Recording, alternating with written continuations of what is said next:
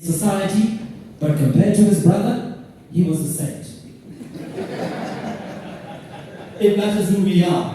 And I think in many ways we are especially fortunate that we are working with a man whose character cannot be disputed. He is a long-standing contributor to the Zimbabwean business community. He is well appreciated, and we appreciate the fact that he is willing to sustain this platform through the Old Mutual Group. May I ask you, ladies and gentlemen, to warmly welcome Mr. Samuel Mazekete.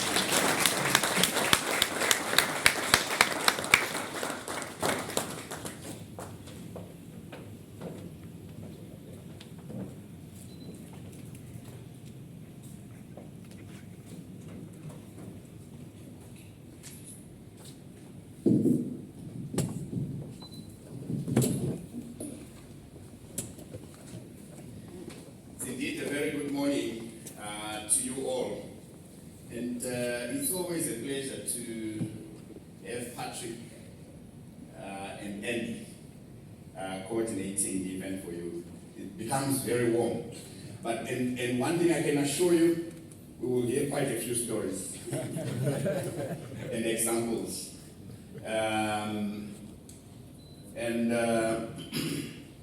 So that you don't beat me to eat without at least trying. There is also a story I will probably just share briefly.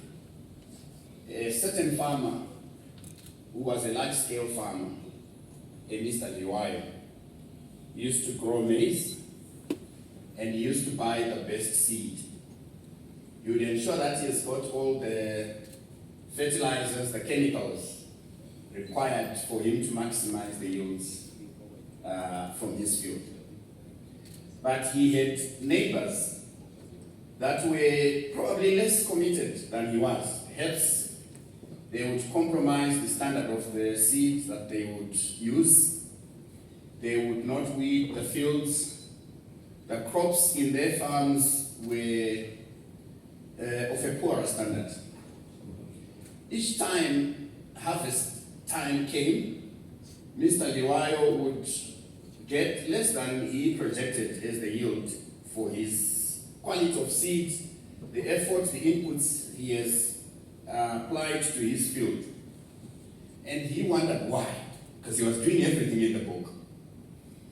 Until he thought there must be something about things that I'm not able to control, that are not within my farm, that are affecting my performance. He drove around. Indeed, he thought he discovered what the problem was. And the challenge was that the farmers around him were using poorer seed, they were taking less care of their fields, and they had weaker maize crops. And he also then discovered that come harvest, come the time that it's tasseling time, right? The tassel is out and there's pollination and so forth. He discovered that his field, despite him carrying the best seed, was always compromised by the quality of the crop in the fields around him, because the cross-pollination, when the winds came, they didn't respect the boundaries, right? And there would be cross-pollination and so forth, and the averaging out worked out to a poorer yield for his field. He decided the next season that he will work with the farmers around him.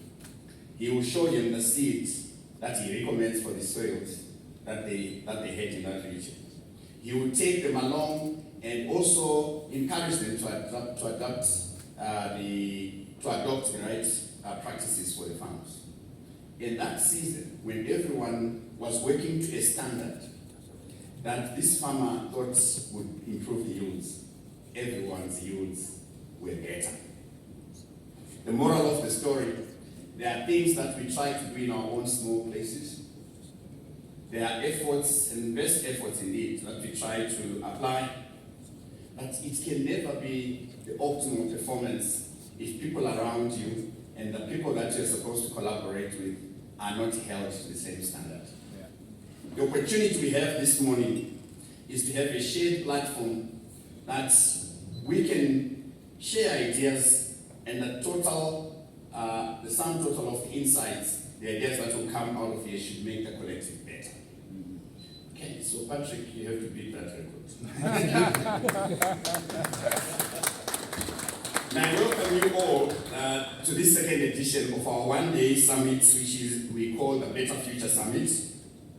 And the event name derives from the National Development Strategy, where you will see a number of priorities being spelled out in that strategy, but also to the 2030 Agenda of the Sustainable Development adopted by the United Nations member states in 2015. And that provides for a shared blueprint to prosperity for people and the planet now and into the future. At its heart are the 17 Sustainable Development Goals, SDGs, which are an urgent call to action by all economies, developed and developing, all economic players, and in a way, all households, all our individuals, into a global partnership to ensure that